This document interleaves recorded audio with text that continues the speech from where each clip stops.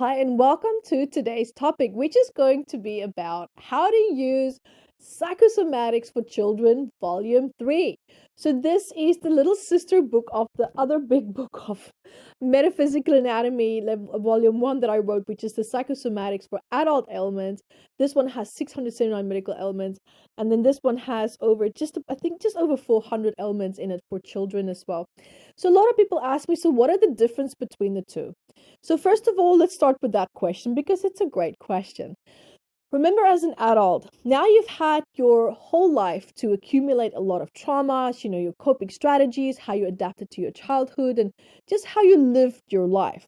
And then your environmental exposure also plays a very big role in how our biological body responds and how certain ailments can be triggered. So, adults have had a much longer time to live and accumulate their trauma, and then also how these patterns can start to play out in their lives as well. Whereas children, they haven't really lived a full life yet. So when they start to become sick, when they start to have ailments, where does that come from?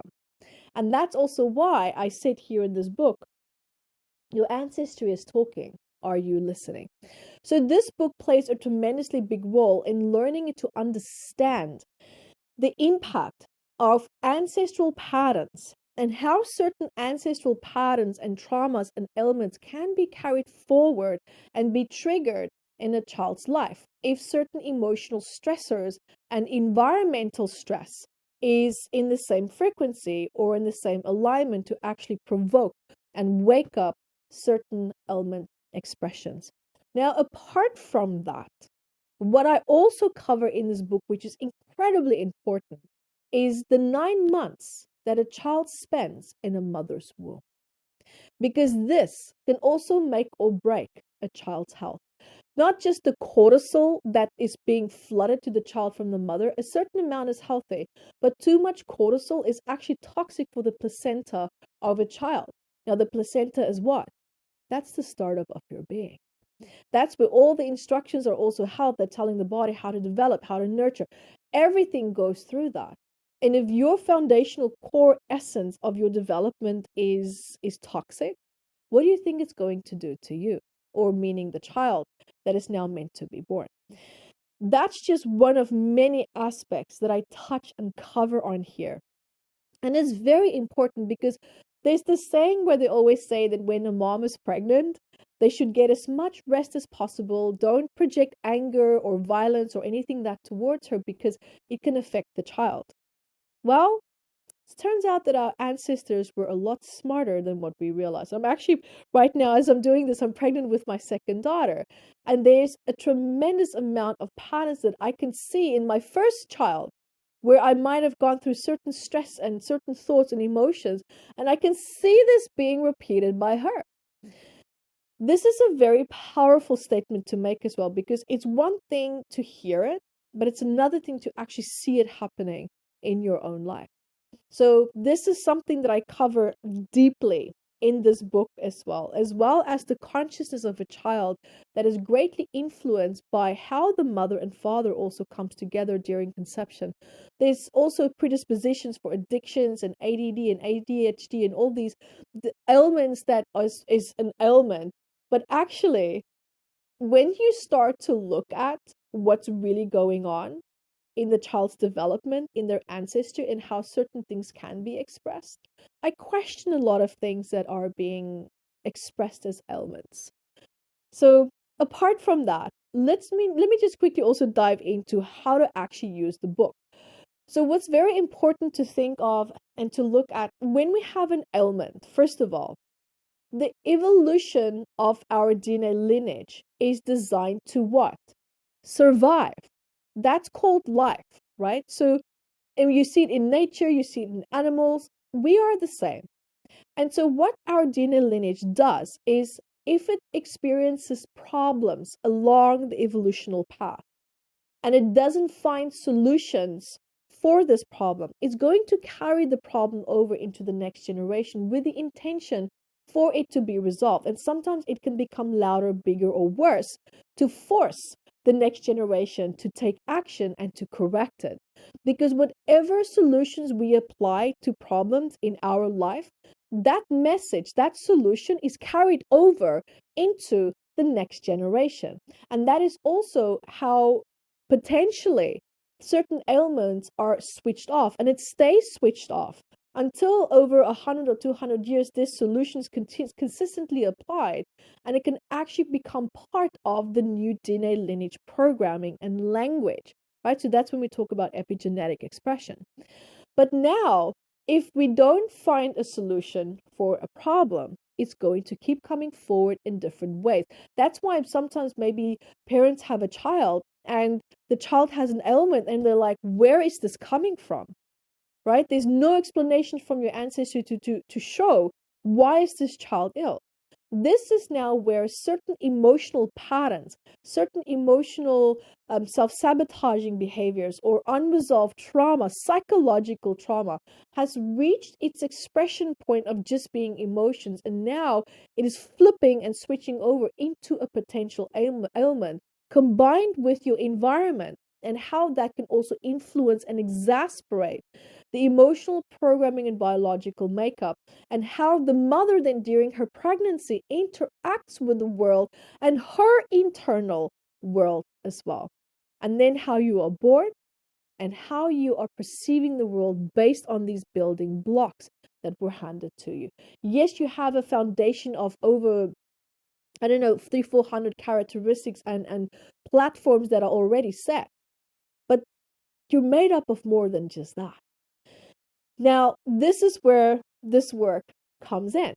And it's very important to look at and to never exclude the possibility of how certain patterns can have exhausted the biology of the body's ability to cope and survive with this emotional stress until it reaches that snapping threshold and the body starts to malfunction on a physical level, especially if there's because we have emotions affecting our immune system, our heart, our brain, all these different things, right? So if this is constantly being energized and not resolved, it's going to affect a certain organ or part of the body eventually. So when you look at this book, right, there's key points under each element. And under each element, I explain the psychosomatic patterns and stress that could have been experienced by an ancestor, as well as also by a mother or a father, and especially for the mother during her pregnancy. And it's important to explore this with the intention, of course, to support a child, to support the parent's healing journey, because it points out certain moments in a person's life where trauma may have taken place, right? And that these key points that are shared should also be explored from that perspective, right? So, how it might be surfacing in a parent's life or in a child's life. So, in short, these points are actually shared as a combination of inherited patterns and should also be considered and observe in that way as well, because the key points are not repetitive, right? So when you look at the answer that is prompting you to explore and you see similar questions being asked on the different elements, but look at the specific key point that I'm asking. For example, I might be saying, look at this stage during the mother's pregnancy. Did she feel XYZ? Now, for example, did she feel out of control or powerless? Now, this moment needs to be combined with the emotional explanations that I also shared and the psychosomatic explanation. So, where you might think, well, didn't you just ask that in a different element? Yeah. But look at the different part that you need to combine it with. That is going to be different. And that makes a fundamentally important impact in finding the correct answer. So, for any one of you who thinks that it's repetitive, you're completely missing the point, to just be frank, because I hear feedback and I see what you guys are saying. However, it's very important that you understand how to actually piece the pieces together. Right? So I trust that this starts to bring this big picture together. I understand it's a big book and it has so much information in it, but it can be extremely powerful if you use it the correct way. Now, just quickly, let's move on to the part, what do you do once you have the potential answers? So, what's important is to find the emotional stress. Does the mother or the father relate to this stress or from their ancestry? Do they perhaps recognize it? If so, then go to the guided healingsession.com page and then you can go through the healing session video. And there you can start to process the emotional stress within you. Because remember, you as the parent, you also have the power that by healing yourself, it's going to reflect in your child. Why? Because the cells are constantly communicating. Why? They stay in contact to share plausible solutions that can be applied to problems. That is part of the beauty of our evolutionary existence and parts that we don't always see in our day to day life. That part of you that can also just sense whether someone is good or bad. You can sense something is someone is happy, or you can sense maybe your child's having a great day, or you can sense that your child is maybe in distress. It's this communication channel that's constantly communicating. And the more solutions that you can apply to your life, the more solutions you are applying to your child's life as well. And I talk a lot about that more in my intuitive body workshop, actually, where I teach people how to speak to the body, how to connect to the body, how to interact with the body, and how to understand how all of this actually comes together and works. So, everyone, thank you so much for being here with me. I do hope that this helps. Big hugs to you, and parents, you are doing great. Until next time. So guys, there you have it. Also remember to subscribe to my channel, stay up to date, and also I have a free MAC membership website where we have so many courses up there. There's meditations, there's workshops, whatever you need, it's there. There's so many wonderful webinar replays as well that you can benefit from and also to observe and to learn from. Guys, also remember that I have written 18 books. 18, 1-8.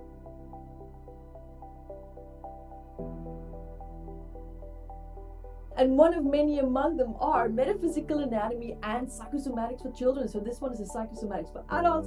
This one is a Psychosomatics for kids. So these books are super popular. People love it. If you want to learn more about how your body works, understanding messages behind it, maybe you have that gnawing pain or maybe an ailment that's surfacing and you want to understand what is it that your body is trying to tell you.